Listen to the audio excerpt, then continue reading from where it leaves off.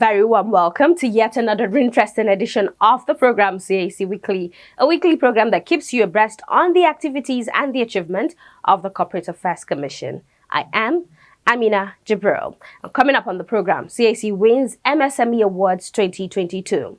Also, CAC makes list of agencies set to take Nigeria to the world's top 20 public service agencies by 2025. Plus, we X-ray limited partnership, a new form of business registration. Stay tuned. We'll be right back after this break. Nigeria has signed to different international commitments to promote transparency, fight corruption, and money laundering.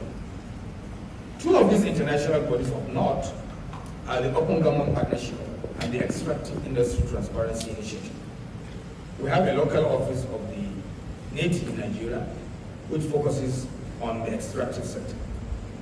Part of the requirements of these bodies is countries must have a public register of beneficial owners of companies so that any interested person can actually search the register and know who and who owns what. In Nigeria, our legal framework is modeled after the United Kingdom system of persons with significant control. We didn't want to narrow it to just share ownership or voters' right, because somebody may not be a shareholder on the record, but he may have control and influence over the way and manner the company is managed. The register is publicly available and is deliberate because, if you recall, Mr. President made a commitment at the 2016 London Anti-Corruption Summit, precisely on 16th of May 2016, that Nigeria was going to have a publicly available register of beneficial owners of companies. Welcome back to the program. We begin today with another milestone achievement for the CAC, as the federal government has given an award to the Corporate Affairs Commission in recognition of its support for the development of the MSME sector in the country. Now, the award was received by the Registrar General and CEO of the Corporate Affairs Commission, Alhaji Garba Abubakar, at a public presentation of a photo book, Buhari Oshimbajo, The MSME Story, at the Banquet Hall, State House, Abuja. Speaking on behalf of all the awardees, Alhaji Garba Abubakar thanked the federal government for the recognition and pledged to rededicate themselves to service. Garba Abubakar, who recalled the flag-off of the National MSME Clinic in Aba in the year 2016, stressed the need for the continuation of the program to ensure the formalization of more small businesses across the nooks and crannies of the country. I must also commend and thank the two honorable ministers for their leadership, for giving us all the support in the discharge of our responsibilities, in the discharge of our mandate. And the clinics have not ended. I believe there are more to be done, and will be a continuous exercise. Most organizations are now fully digitized, but not every ordinary person has access to digital platform. So the need for these physical clinics will still be necessary. Thank you so much, and thank you for the award. Thank you, sir. Speaking earlier, Vice President Yemi Oshimbajo, represented by Boss Mustafa, the Secretary to the Government of the Federation, noted with delight the successes recorded by the MSME clinics since inauguration. Yemi Oshimbajo in particular noted with delight the successes recorded by entrepreneurs like Mustafa Abubakar Gajibo, MSME winner 2022, who is changing society after becoming the first person to make electric vehicles in Nigeria and Africa despite dropping out of the university, and Ifeoluwa Olatayo, MSME Award winner 2019, an award-winning entrepreneur with a background in agriculture and climate adaptation. Also speaking was the Minister of Industry, Trade and Investment, Otumba Niya Debayo, who applauded President Muhammadu Buhari's commitment to the growth of the MSME sector in Nigeria.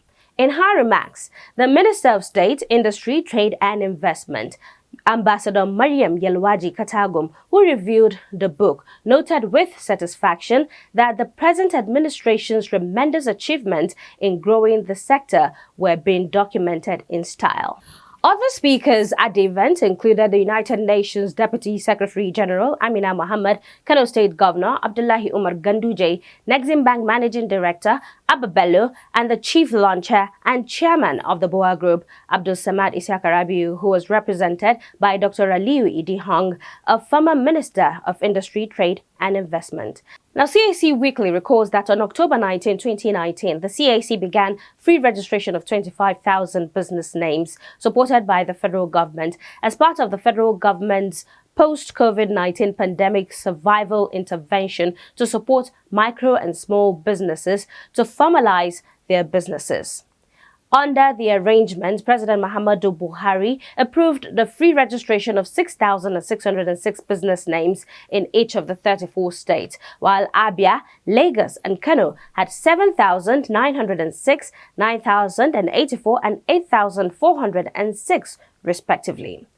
While the definitions of micro business, small business, and medium business vary from country to country, Nigeria defines its micro, small, and medium enterprises, MSMEs, as enterprises having up to 250 employees. Micro enterprises have between 1 and 9 employees. Small enterprises have between 10 and 49 employees, and medium-sized enterprises have between 50 and 249 employees. Nigeria's Ministry of Industry, Trade and Investment says Nigeria has over 37,073 MSMEs, accounting for 84% of the total jobs in the country, among other contributions to the economy. Lagos, Oyo, and Kano are believed to have the largest numbers of MSMEs. Well, we say a very big congratulations to the CAC family. We now move on to another record-breaking achievement for the Commission. Now, the Alhaji Garba Abubakar-led CAC is one of the agencies identified as building the block that will take the Nigerian public service to be among the first 20 in the world by the year 2025. The Director General of the Bureau of Public Service Reforms, BPSR, Dasuki Arabi, revealed this at a lunchtime seminar series organized by the Bureau in Abuja. Held at the Conference Hall, Engineering Building FCDA, the event was themed Current Reforms, Innovation and Challenges of the Corporate Affairs Commission on the Growth of the Nigerian Economy. Arabi described public service reform as a systematic intervention aimed at improving the structure, operations, and procedures of the public service to enable its transformation, amongst others. He therefore noted with delight that the President Muhammadu Buhari's ascent to Kama 2020 on August 7, 2020 marked a significant development in Nigeria's business legislation regime. He further noted with satisfaction that in accordance with its earlier pledge, the CAC had by December 2021 effectively ended manual filing of documents and filing of annual returns. May I wish to draw the attention of all of us here that corporate affairs is among the agencies we have identified that is building the block that will take Nigerian public service to be among the first 20 in the world by the year 2025. That is one of the reasons why we've asked them to come here, so that we hear what they have done and we give other agencies like this to learn from them, improve the quality of their their service delivery, and see how we can collectively move on the fortunes of Nigerians. Arabi therefore stressed the need for greater cooperation and collaboration between government agencies to further engender far-reaching reforms for the benefit of the economy. In his remarks, the Registrar General and CEO of the Corporate Affairs Commission, CAC Alhaji Garba Abubakar, rolled out the evolution of the Commission from the 1961 Business Names Registration Act to the 1968 Companies Act, to the 1990 Companies and Allied Matters Act, and to the reenacted 2020 KAMA. Garba Abubakar said the Commission, which started the digitalization journey with electronic workflows in 2014, achieved full migration to a digital registry on January 3, 2021, after the ascent of KAMA 2020. He described the digital platforms as easier, cheaper, and storage-friendly, thereby ensuring ease of doing business. Garba Abubakar maintained that the Commission will continue to leverage on technology to continually improve its services. Some were of the view that we should start on a clean slate. Don't move any information at all. Just take the name, the date of registration, and the registration number, and start on a clean slate. Then companies, as they update, then you begin to build the data. But the risk of doing that was strangers may take advantage of the gap and provide information for companies that didn't belong to them. Managing that crisis will be an issue. So we decided to take what we had, but we had to create a section that we call Special Projects Unit that is responsible for update. That unit has the highest number of staff amongst all the departments in the Commission. Their responsibility is to actually update. Customers have been given the opportunity to check the database. If the information about your company is not complete, send an email to spu@cac.gov.ng. They will pull out the file and update the information and notify you. So you will now be able to make your changes seamlessly.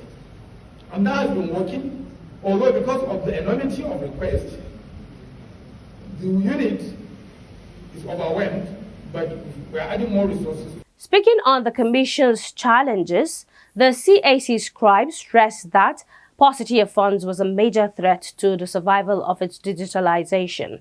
During the event, sister agencies such as NIMASA, NEPC and CCB, amongst others, applauded the reform initiatives of the Commission and therefore called for more collaboration with the Commission to enable them to enhance their respective operations. Citizenship and the beneficial ownership is indeed very important to us. So I am happy to note that we can relate with you in this regard and Leti as well. I must also seize this opportunity to commend the CAC because I have, in the last few weeks, we had this discussed in my office where we wanted an information from CAC, and with my team, it was almost like, do you think we can seek this information? We're not paying for it. We wanted details of the company that we needed to unveil and see who the beneficial owners were. Then we took the bold step to write the Registrar General to oblige us with that information. And I must say that in less than 2 weeks, we got a response, which indeed shows that CAC is actually in line with the ease of doing business. So I commend you, sir, for all this reform. Now, CAC Weekly reports that the event was hybrid and the Registrar General entertained both physical and online questions. The appearance by the Commission brought to a close the 2022 Lunchtime Series organized by the BPSR. We now shift gears to talk about a new form of business registration pursuant to CAMA 2020. Our esteemed viewers may recall that the Corporate Affairs Commission, CAC, commenced the registration of 2 new forms of business registration on the 31st of August 2021.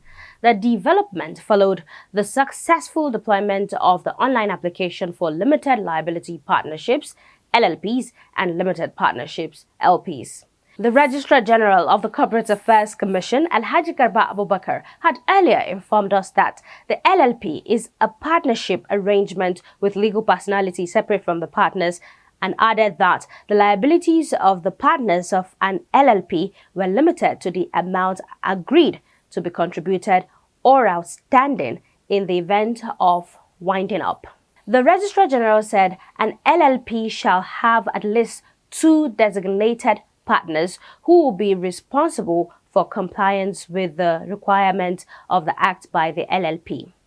He added, however, that the designated partners shall be individuals, at least one of whom must be a resident of Nigeria. On the LP, the Registrar General described it as a partnership arrangement with at least 1 general partner and at least 1 limited partner. For more on the new arrangements, let's now go to our interview segment where Mr. Justin Nidia Birawal, the Director of Compliance, tells us all we need to know about limited partnerships, LPs. Enjoy watching this interview.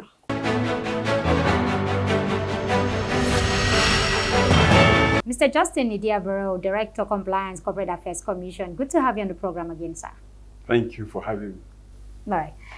The limited liability partnership and the limited partnership are some of the innovations or the reforms of the CAMA 2020. I know we've talked about the LLP. Today we're going to be talking about the LP, that's the limited, partnership. Help us understand what a limited partnership is. Does it mean that it is just me, myself, and nobody else? No, that's not the sense in which. Well, the limited partnership, we should always note, is basically a partnership. And by partnership, we mean a relationship that exists when two or more people come together for the purpose of running a business. So the only difference in this case with what we call the general partnership or the default partnership is that in this particular case, one of the partners will be required that his liability will be limited to the amount that he has invested in the business. Okay. While the other one will have unlimited liability. Help us break it down. Two people want to register for partnership. Yeah. One is bringing 200, the other one is bringing 100. Is that what it means? No, not necessarily. Okay. It's not tied to the amount of contribution. Okay. Yes, So, but the liability, it is assumed or it is required that one of the partners should be a general partner. what do you mean by a general partner? A general partner is regarded as the person who manages or runs The day-to-day. the day-to-day affairs of the business, Okay. while the other one is considered as a silent Okay. or a sleeping partner. Okay. So his role... He's nowhere to be found. He is found, he exists somewhere, but he doesn't involve in the running of the business. Can we say he's the big boss? He's just somewhere and he's the one who finances the business, so he doesn't need to be there. Well, if what you have is that he should bring in the capital and the other person bring in what we call the sweat capital, that's the label. Okay. If that is what is understood, then fine. Okay. But one will be required to manage the business. And the other one is silent. And the other one is silent. Okay. His role is limited to the amount of money he contributed, money or other resources that he contributes in running the business. Okay, so for instance, he invests 1 million. Yes. And then the business runs down. So what happens?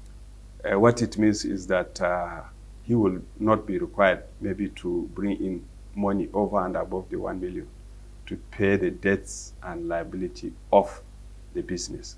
Okay, what about the active partner, the ones who... Well, yeah, that is the one that will have unlimited liability. Okay, so that one will pay more? He will pay. And even his personal assets will be seized. Will be attached if there is a need for that. But let's go to the thinking behind it. We have an LLP. Why have an LP again?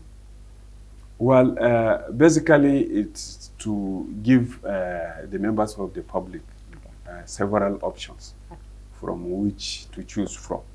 You can decide to go for a sole proprietorship. You can decide to go for a limited liability partnership. You can decide to go for a limited liability company, whether private or public. So that is just the philosophy behind it. Okay, inclusiveness. Not necessarily inclusiveness, but that you could have a situation in which somebody has the expertise, but does have the financial resources. Okay. But somebody has the resources and doesn't want to be involved in the management of business because he's not an expert in that field. Okay. But the wider society benefits more from that business being floated and properly managed. So in such situation, the limited partnership recommends itself to such situations. Yeah. All right. What are some of its features? What makes it different from an LLP or a sole proprietor or a shareholder company? Well, basically, the most outstanding feature you can see is that one of the partners has his liability limited to his capital contribution in the company, and also he doesn't involve himself in the management of the business. Yes. Okay, this kind of business will be very attractive to civil servants, isn't it? Who are not required to do any other thing except, you know, their main obligations of working for government. This will be very attractive to them. Those who have the money can invest and stay quiet, isn't it? Yes, it will recommend itself not just for public servants, but for employees. For employees generally, whether in companies or in the public sector that may not have the time and are not allowed by law to also involve in management of business. So what are some of the most outstanding benefits to the economy? Well, like we said, one of it is creating jobs. Creating jobs. The other one is also business diversification, like we have begin to say. That, for instance, a road construction company, maybe somebody that has money but doesn't want to be involved in road construction, can easily, join with another person that might be... who has an expertise. In road construction. Not road construction this time around, but maybe providing chips. Okay. Providing stone chips. Okay. For the construction company. Construction company. Okay. So in that case, you could easily see that the chips will be used as input. Okay. In road construction. Okay, but tell us some of the sectors that the law allows for this arrangement. Generally for all types of business except those that are considered sector-specific regulations. Like which one and which Like, for instance, you cannot talk of maybe a limited partnership in the financial sector, for insurance companies, for banks, for... media is not included. Media, it depends upon what type of media. Maybe if it is issue of marketing, you can do that. But, what about broadcast? But I doubt much if it will be allowed for broadcast. For the broadcast industry, which is capital intensive. So the whole idea of a partnership is not for a capital intensive business. Is that what you're saying? It's for a small business or a medium-sized business? Usually, yes. That is the idea. The idea. But most often where you see quite a lot of them is in the area of professional callings. Okay. So you see a lot of them in law, in firms of chartered accountants and other professional areas. Oh, okay. Yeah. Okay. But there is nothing that stops it from being applied to the general sector. Yes. Okay, all right. So let's go. I'm seeing something called secession of business. You know, it's very interesting when we see secession of countries or group. Now we're having secession of business. Tell us, how does it work here? Well, that's when the business ceases to exist. Yes. Is that the simple definition? It's akin to what we call dissolution. Okay. Or winding up. Oh, it's just another word. It's just another word. Okay. For the reason that this particular business organization does not have legal entity or perpetual succession or legal personality. Okay. It is assumed that if the people are no longer interested in the business, what they need to do is to inform the commission that at certain date this business will come to an end. Yes. Mr. Didier Johnston, I want to thank you very much indeed for your time. It's a very interesting concept. Okay, thank you very much.